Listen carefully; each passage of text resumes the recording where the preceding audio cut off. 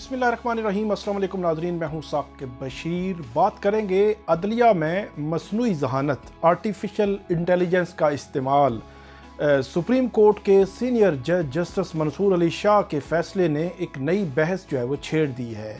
ये artificial intelligence जो है वो अदलिया में कैसे इस्तेमाल होगी, इसके हवाले से उन्होंने एक डायरेक्शन दी है, एक जजमेंट में, एक फ़ैसले में, कि इस हवाले से रूल्स बनाए जाएँ।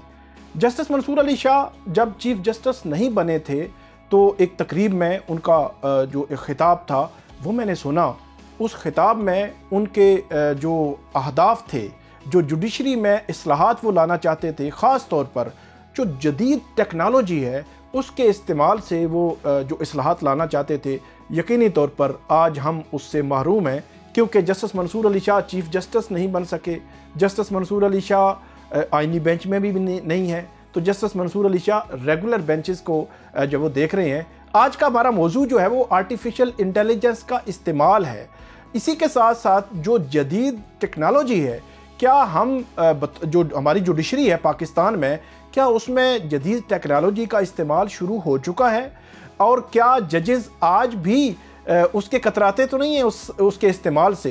तो उसकी एक मिसाल मैं आपके सामने रखता हूँ कि साबिक जो चीफ जस्टिस थे काजी फाइज ईसा, उन्होंने बराह रास्त प्रोसीडिंग्स दिखाना शुरू की, और उसके बाद जो बेंच नंबर 1 था उनकी बराह रास्त प्रोसीडिंग्स आती थी, और हर बंदा जो है घर बैठा हुआ, कोर्ट रिपोर्टर्स, सहाफ़ी, सिविल सोसाइटी के लोग, आम लोग, लॉयर्स, जजेस, घर बैठे वो प्रोसीडिंग्स जो है वो देख सकते थे और उस पर कॉमेंट भी कर सकते थे। और मेरा ख्याल में बड़ी फेयरनेस थी, बड़ी शफाफियत थी। अगर काजी फाइज ईसा उनके किसी फ़ैसले या किसी इकदाम की तारीफ़ बनती है तो वो यही इकदाम है। लेकिन क्या हुआ, क्या बाकी जो हाई कोर्ट्स थी, बाकी जो सुप्रीम कोर्ट के बाकी बेंचेस से उन्होंने इसको अडॉप्ट किया? नहीं किया। क्यों हमारी जुडिशरी जो है इस जदीद टेक्नोलॉजी से दूर हो रही है? आज अगर आप इंडिया की हाई कोर्ट्स को देखना चाहें, इंडियन सुप्रीम कोर्ट को देखना चाहें, इंडियन सुप्रीम कोर्ट के मुख्तलिफ बेंचेस को देखना चाहें, आप वर्ल्ड वाइड कोई प्रोसीडिंग्स देखना चाहें पब्लिक इंपॉर्टेंस की ख़ास तौर पर, तो वो आप जाएं ऑनलाइन, आप यूट्यूब पे उनके चैनल्स पे देख सकते हैं। लेकिन हमारे यहाँ ये रवाज नहीं बन सका, और उस वक्त जो बराह रास्त प्रोसीडिंग दिखाई जा रही थी जस्टिस काजी फाइज ईसा के जाने के साथ ही वो ख़त्म हो गई।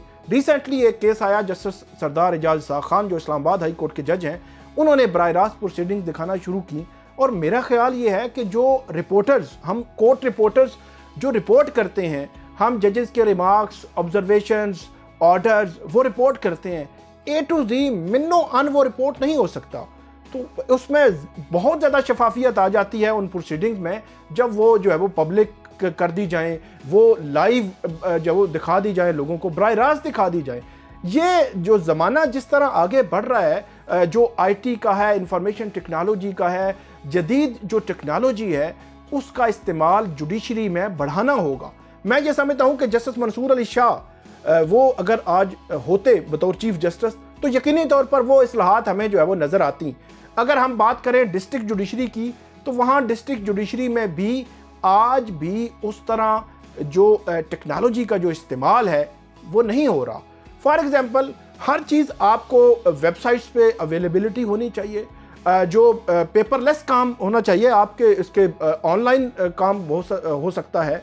लेकिन मेरा ख्याल है उसमें हर्डल्स, बाज़ औक़ात लॉयर्स भी बनते हैं, वकला भी बनते हैं। हर्डल्स जो है वो जिन लोगों के मामलात चल रहे होते हैं, जिनकी जॉब्स जो है उसके साथ मुंसलिक हैं, जिनकी मतलब तनख्वाहें लगी होती हैं, वो उसकी तरफ उसका रुझान जाने से भी रुकावट भी होते हैं। लेकिन इस सारे तनाजुर में डिस्ट्रिक्ट जुडिशरी हो पूरे मुल्क की, हाई कोर्ट्स हों, पाँचों हाई कोर्ट्स हों, या सुप्रीम कोर्ट हो, आइनी बेंच हो या रेगुलर बेंचेस हों, मेरा ये ख्याल है कि जहाँ पर ठीक है सुप्रीम कोर्ट की वेबसाइट्स पे आपको बहुत सारी चीज़ें मिल जाती हैं, हाई कोर्ट की वेबसाइट्स पे बहुत सारी चीज़ें मिल जाती हैं, लेकिन अभी भी बहुत कुछ करने को बाकी है।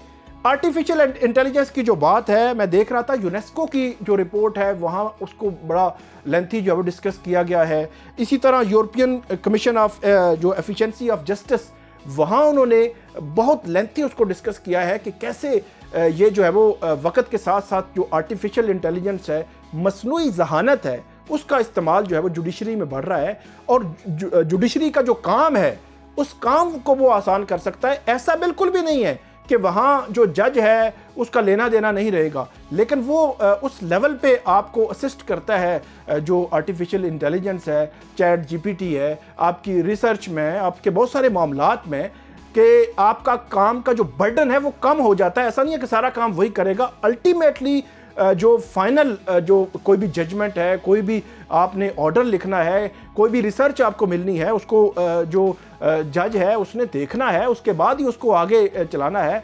तो ये काम हो सकता है अगर मेरे ख्याल में कोई विजडम हो।